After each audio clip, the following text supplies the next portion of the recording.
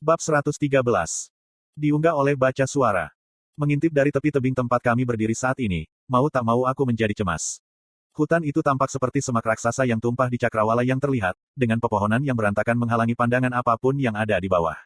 Burung-burung besar dan spesies bersayap menakutkan lainnya melayang-layang di atas kumpulan hijaunya yang lebat, menyelam dan mengambil makanan mereka sesering mungkin. Yang membuatku lebih takut daripada mereka, adalah raungan sesekali yang bergema di kejauhan. Aku hanya bisa membayangkan seberapa besar mereka jika mereka bisa mengguncang atau bahkan menumbangkan pohon yang menghalangi jalan mereka saat mereka melintasi hutan belantara yang lebat.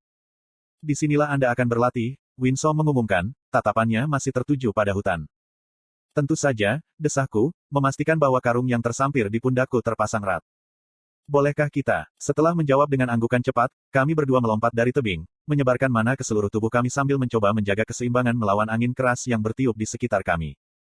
Tepat ketika kami akan terjun ke sejumlah pohon, aku menghendaki sebuah pohon di bawah kakiku untuk mengurangi kecepatan jatuhku. Ketika Winsome dan saya mendarat dengan cekatan ke ranah hutan besar, atmosfer berubah secara drastis. Tanah di bawah kaki saya basah, seperti berjalan di atas busa, dan ketika saya menurunkan berat badan saya, tanah yang lembab mengalah, memeluk sepatu saya dan dengan lembut melepaskannya dengan setiap langkah yang saya ambil. Hidung saya dibombardir dengan aroma dedaunan yang melimpah, bercampur dengan aroma lembab yang mendasari lumut, kotoran dan pembusukan dari kayu yang jatuh. Kamu telah memberi saya segalanya kecuali barang-barang di tasmu, benar. Asura dikonfirmasi, mengulurkan telapak tangannya kalau aku melewatkan sesuatu. Semua yang saya miliki ada di cincin dimensi itu, yang tidak banyak. Ada lagi yang ingin Anda ambil dari saya. Bajuku, ginjal atau paru-paru mungkin. Aku menyindir, melihat sekeliling di sekelilingku. Lucu, jawab Asura datar, mengeluarkan buku dari jubahnya. Sekarang, karena kamu begitu bersikeras pada fakta bahwa kamu memiliki penguasaan penuh atas kontrol mana internalmu. Aku hanya mengatakan bahwa tidak perlu membuang waktu pelatihan secara eksplisit, aku membalas.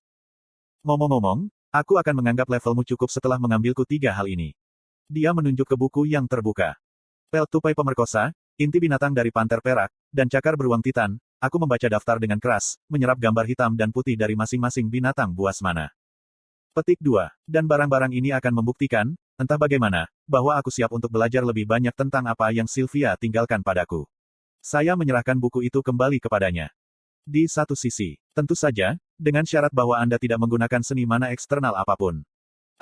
Dan kamu harus mengenakan ini setiap saat, Winsome menambahkan, memberikan lonceng dengan ukuran kira-kira sebesar kepalan tanganku. Aku benar-benar harus mempertanyakan ide latihanmu. Aku menghela nafas lagi ketika aku mengangkat bel perak, memicu serangkaian cincin bersemangat yang terlalu keras untuk dibuat oleh satu bel. Beritahu aku ketika kamu sudah mengumpulkan semua hal dalam daftar dengan memecahkan bel. Dia berbalik, bersiap untuk pergi, tetapi berhenti. Dan aku sarankan untuk membeli barang-barang dalam urutan itu. Sama seperti itu, dia pergi, meninggalkanku sendirian di hutan ini hanya dengan bel, beberapa selimut, dan kantong kulit berisi air segar. Saya tidak tahu apa sebenarnya yang ingin dicapai oleh Winsome dengan meminta saya memburu barang-barang ini, tetapi jika itu yang diperlukan untuk mempercepat proses pelatihan, maka itu cukup alasan. Ayo lihat, yang pertama dalam daftar adalah kulit tupai pemerkosa, aku bergumam pelan pada diriku sendiri. Tampaknya cukup mudah terlepas dari kenyataan bahwa saya harus menangkap satu dalam kondisi yang cukup baik.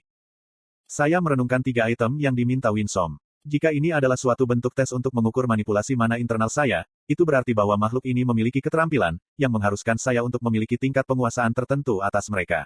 Fakta bahwa itu adalah sejenis tupai yang kemungkinan besar berarti bahwa itu berada di dekat bagian bawah rantai makanan. Jika itu masalahnya, maka untuk melindungi dirinya sendiri, mungkin ada semacam mekanisme pertahanan, seperti kebanyakan mangsa, untuk menghindari dimakan. Menurut gambar, tupai pemerkosa tampak seperti tupai lain, kecuali dengan kaki belakang yang lebih menonjol, 3 ekor tipis, dan mata berbintik-bintik. Mengamati sekeliling saya belum melihat jenis satwa liar. Memusatkan mana ke mataku, aku meningkatkan jangkauan penglihatanku. Tidak ada. Saya terus mencari indikasi fauna sambil berjalan menuju ujung hutan. Beberapa jam telah berlalu tetapi tetap saja, tidak ada tanda-tanda. Lonceng sialan ini. Aku berteriak lebih keras dari yang seharusnya. Seolah terus-menerus mengejek saya, bel berbunyi pada gerakan sekecil apapun yang saya buat, menghalangi semua makhluk mendekati saya. Saat langit menjadi gelap, suasana hatiku juga berubah. Semua yang harus saya tunjukkan untuk berlalunya waktu adalah frustrasi saya pada kurangnya kemajuan. Memutuskan untuk menyebutnya malam, aku berkemah dari rongga pohon tumbang. Yang membuatku jengkel, suara-suara binatang kecil, tersembunyi di balik selubung kegelapan, muncul di sekitar tempat perkemahanku segera setelah aku berbaring. Ketika saya mencoba untuk bangkit kembali, gemerincing bel bergema keras melalui malam yang diam, menyebabkan makhluk-makhluk itu berlari dengan cepat. Aku akan mulai segar besok, Aku memutuskan sambil menghela napas, membenamkan kembali ke dalam selimut ketika angin dingin mengalir melalui batang kayu tempat aku bersarang, dan melalui pakaianku, membuatku layu. Sinar cahaya entah bagaimana berhasil melewati lapisan daun dan cabang dan ke wajah saya, membangkitkan saya dari tidur saya. Saya tetap bersembunyi di dalam log, tetap diam agar tidak menggoncangkan bel. Namun, setelah beberapa jam, jelas bahwa lonceng itu bukan satu-satunya alasan bajing raptor itu menjauhi saya. Monster mana yang berada di bagian bawah rantai makanan mungkin telah mengembangkan indera yang sangat akut yang menutupi kurangnya penglihatan untuk menghindari predator, itulah sebabnya, bahkan ketika aku hampir tertidur dan benar-benar beku, mereka masih menjaga jarak. Untuk saat ini, menyembunyikan kehadiranku adalah taruhan terbaikku dengan harapan memikat bajingan itu keluar. Cara menangkap mereka, saya harus mencari tahu setelah itu. Setelah pencarian singkat, saya menemukan semak yang terletak cukup dekat dengan tempat terbuka yang cukup tebal untuk disembunyikan di dalamnya. Membuat diriku senyaman mungkin dalam ranting-ranting kaku dan daun berduri, aku menunggu. Mencabut semua MP yang terus-menerus beredar di sekujur tubuhku, aku tetap tak bergerak dan mengamati. Karena asimilasi dengan kehendak Sylvia, tubuh saya jauh lebih kuat daripada kebanyakan manusia, tetapi saya masih merasa agak rentan meninggalkan tubuh saya tanpa perlindungan di tempat yang tidak dikenal ini. Beberapa menit kemudian berlalu dalam beberapa jam saat aku menunggu. Itu tidak cukup untuk menarik mana, saya menyadari bahwa sangat penting untuk menjernihkan pikiran dan niat Anda ketika berhadapan dengan mangsa. Aku bisa merasakan napasku melunak, hampir menghilang ketika aku menghembuskan napas sesuai dengan angin sepoi-sepoi yang mengalir. Akhirnya, buah-buah hasil jerih payahku muncul ketika moncong kecil muncul dari salah satu semak-semak, dengan aneh mengendus-endus mencari tanda-tanda bahaya. Segera, beberapa tupai raptor bergegas dengan 3 ekor mereka terus-menerus berputar-putar seperti antena, mati-matian berusaha mencari makanan sebelum predator menangkap kehadiran mereka. Saya tahu tidak mungkin untuk menangkap item pertama dalam daftar saya hari ini, jadi saya menggunakan kesempatan ini untuk menguji beberapa hal. Saya mulai dengan memancarkan sedikit mana, tupai raptor segera merespons dengan mengangkat kaki belakang mereka untuk mengangkat ekor mereka. Mereka jelas merasakan fluktuasi menit mana dan jauh lebih tegang, beberapa bahkan bergegas pergi. Ketika saya terus menguji batas mereka, saya belajar 3 hal. Yang pertama adalah bahwa bocor bahkan sedikit mana yang dimurnikan tidak serta-merta membuat mereka pergi, tetapi membuat mereka khawatir sampai pada tingkat di mana tidak mungkin untuk mencoba dan menangkap satu. Memberikan terlalu banyak MP yang dimurnikan niscaya akan membuat mereka segera melarikan diri. Hal menarik kedua yang saya pelajari adalah bahwa menginternalisasi mana di dalam tubuh saya tidak memicu sinyal alarm mereka, tetapi terlalu banyak konsentrasi dan fokus yang menyebabkan niat saya kehabisan darah, menyebabkan mereka tersebar.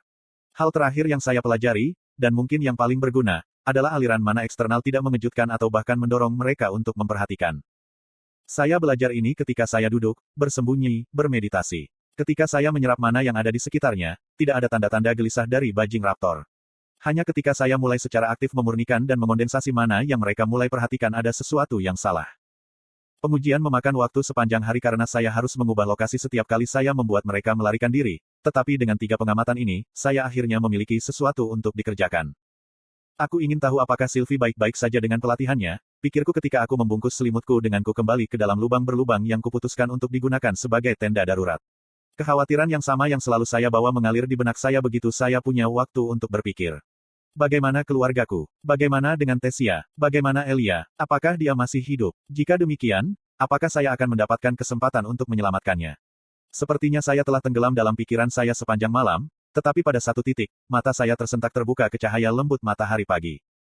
Setelah mengepak barang-barang langka saya mengisi kantong saya dengan genangan embun pagi yang terbentuk dari dedaunan terdekat dan berjalan menuju tempat terbuka. Tujuan hari ini tidak akan mengamati atau bahkan menangkap tupai raptor. Saya ingin menguji sedikit ide yang saya miliki berdasarkan 3 pengamatan kemarin. Ketika saya berdiri di tengah-tengah tanah lapang kecil yang dikelilingi oleh tanaman, dengan jamur saya telah mengambil sepanjang jalan yang memakan tupai raptor, saya menerapkan teori saya. Anda membaca di https://rednovelfullonline.com. Karena fisiologi saya adalah augmentor, saluran mana, yang bertanggung jawab untuk secara efektif menyebarkan mana yang dimurnikan dari inti saya ke seluruh tubuh saya, jauh lebih menonjol daripada pembuluh darah mana saya, yang digunakan untuk menyerap mana yang tidak murni, atmosfer ke dalam tubuh. Namun, untuk teknik ini, saya harus menyeimbangkan output mana yang dimurnikan dari inti mana saya melalui saluran mana saya dan input mana atmosfer melalui vena mana saya. Dengan keseimbangan sempurna, aku harus bisa memanfaatkan mana tanpa siapapun, atau apapun, bisa merasakan bahwa aku adalah mana. Itu dalam teori, tentu saja. Vena mana saya secara alami jauh lebih berkembang dibandingkan dengan saluran mana saya, jadi saya mulai dengan mencocokkan output mana dengan jumlah yang saya bisa masukkan. Perasaannya agak mirip dengan ketika saya pertama kali belajar mana rotation dari Sylvia, tetapi jauh lebih sulit. Semakin lama saya berlatih, semakin jelas bahwa tidak semudah yang saya bayangkan. Suatu kecakapan tertentu diperlukan untuk secara akurat mencapai titik keseimbangan antara dua tindakan yang berlawanan, meskipun melakukannya sambil berdiri diam, mencoba ini saat bergerak akan menjadi gunung lain. Persepsi saya tentang waktu telah hilang di suatu tempat di tengah-tengah latihan saya, tetapi yang mengejutkan saya, ketika saya membuka mata saya untuk yang kesekian kalinya, akhirnya ada tupai raptor makan dari tumpukan makanan yang telah saya ambil. Namun, kegembiraanku singkat, karena begitu konsentrasiku tergelincir, mereka segera menyadari fluktuasi mana yang aku coba untuk menyamarkan. Iya, aku memompa tinjuku. Ini kemajuan yang bagus. Salah satu kelemahannya adalah, suplai mana saya kehabisan. Cepat, saya akan bisa berlatih ini hanya beberapa menit pada satu waktu sebelum saya harus berhenti dan memasok kembali inti mana saya. Bahkan fakta bahwa aku hampir pada tahap perak inti tidak membantu karena kelebihan mana yang dibuang pada pemanfaatan yang tidak tepat dari teknik dadakan ini. Pagi berikutnya, saya melanjutkan rutinitas saya dan berlatih di tengah pembukaan yang sama. Baru pada hari keempat aku merasa punya cukup kendali untuk mencoba bergerak sambil mempertahankan teknik ini.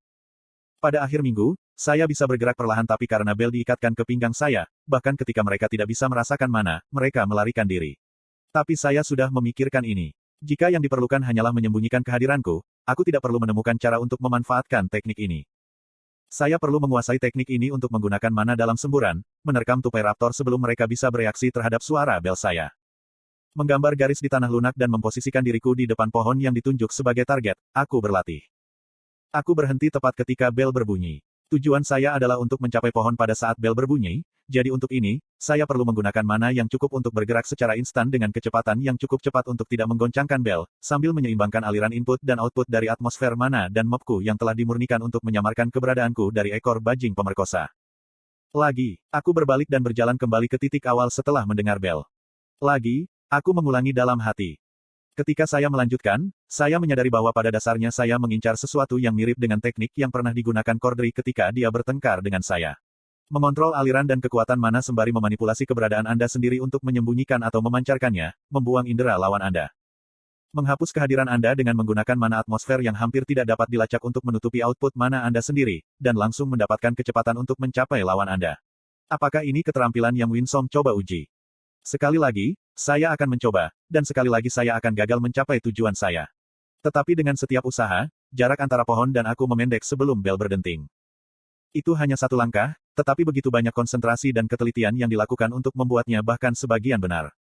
Namun, satu langkah instan ini, ditambah dengan bentuk pertempuran yang telah saya ajarkan oleh Cordry serta seni pedang yang telah saya kembangkan sendiri, tidak diragukan lagi dapat menjadi kartu truf yang penting.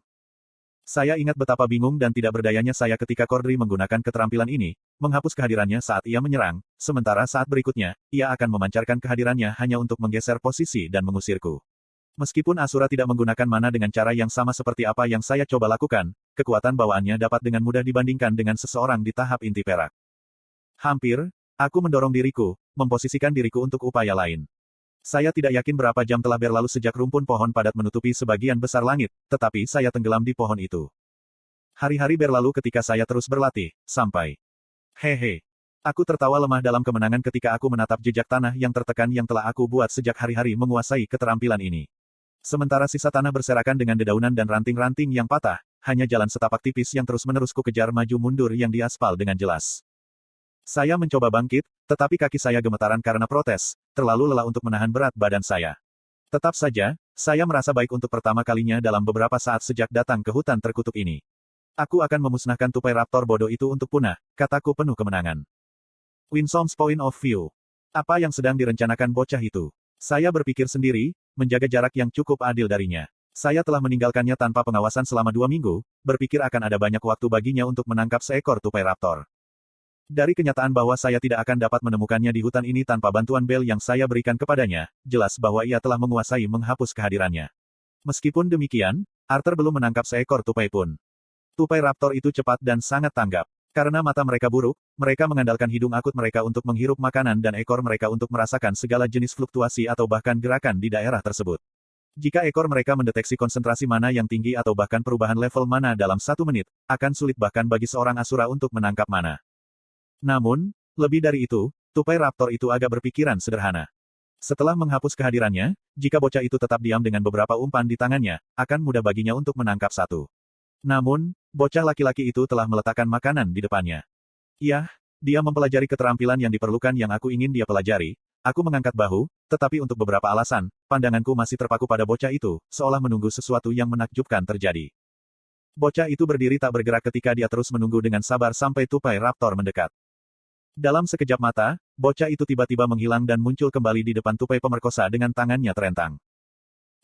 Suaraku menghilang dengan kagum.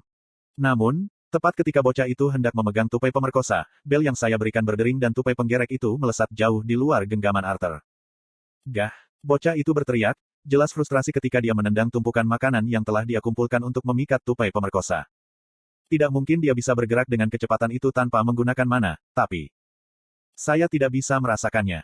Itu berarti, dia tidak hanya menghapus kehadirannya dengan menarik mana dan menyembunyikan niatnya. Dia telah secara efektif menggunakan mana sendiri sambil menutupinya dengan mana murni di sekitarnya. Meracuol. Itu bayangan yang agak kasar, tetapi Arthur pasti baru saja berhasil pada langkah pertama meracuol. Itu adalah teknik gerakan untuk membuatnya lebih sederhana, tapi itu juga lebih dari itu. Meracuol adalah inti dari apa yang membuat klan Tiestes berkuasa atas semua klan lain dalam ras Pantheon. Untuk seorang bocah manusia biasa untuk dapat memahami dasar-dasar seni mana yang bahkan butuh bertahun-tahun untuk kupahami. Dan ini dengan Cordry diam-diam mengajariku meskipun kerahasiaan klannya yang ketat mengenai seni mana mereka. Baginya untuk bisa sejauh ini hanya dengan menonton Cordry.